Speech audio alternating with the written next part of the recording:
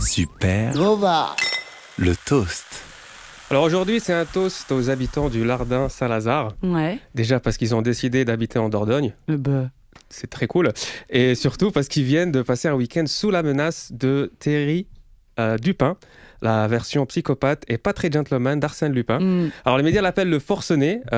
C'est un terme très intéressant parce que c'est censé représenter les activités qu'il fait. Et c'est vrai que quand tu vois quelqu'un tirer sur des gendarmes en mode Call of Duty, tu dis pas tiens il fait du forcing. Ouais. Voilà, les gens étaient tétanisés et cloîtrés chez eux. Voilà, tu n'oses pas le terme terroriste, appelle-le le tétaniseur si tu veux.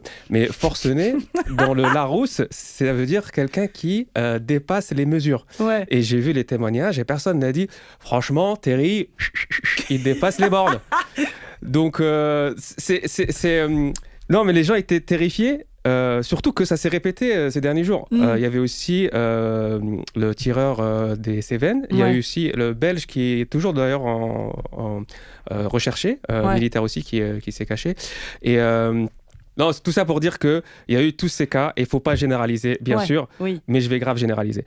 Parce que quand tu commences une phrase comme ça, rarement tu enchaînes avec une analyse très fine de la situation. Alors, cours de généralisation. On prend 3 situations plus ou moins similaires, on extrait 2 éléments, la race et la religion, on extrapole et on arrive à une conclusion sous forme de question. Est-ce que manger du porc pousse-t-il les gens à tirer vers des gendarmes ? Alors, pour débattre sur ce sujet, j'ai 2 invités.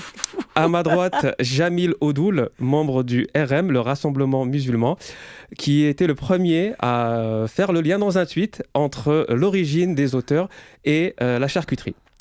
Face à lui, l'archevêque de Drancy, François de la Chalgoume, qui va représenter tous les chrétiens de France, protestants, catholiques, même les athées, tous les blancs. Il va représenter tous les blancs.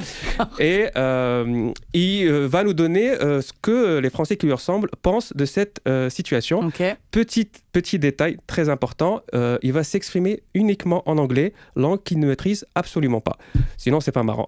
Et moi, dans l'histoire, je vais rester neutre et je vais essayer de ne pas montrer que je suis du côté de Jamal.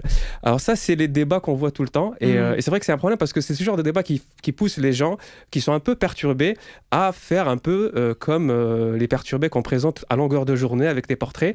Et tu vas me dire, oui, mais les chaînes d'infos disent, oui, mais nous, on informe les gens, il faut qu'on informe les gens. Oui, mais il y a une différence entre informer et rabâcher la même information toute la journée. J'ai une solution, tu me connais Marie, à chaque fois. J'ai une solution. Alors la solution est toute simple. Il faut continuer à donner de l'information et après, dès que le débat commence, on bascule en crypté. Comme Canal+, tu as le début du match en clair et après, c'est encrypté. Et si tu veux regarder, il faut que tu payes ton abonnement à Déprime+. Merci beaucoup pour cette chronique. Du coup, on crypte Nova ou pas Non, Nova, c'est en clair. Non, c'est bon, on peut écouter la musique. 17h, 19h, Super Nova. Avec Marie Bonisso et des gens bien.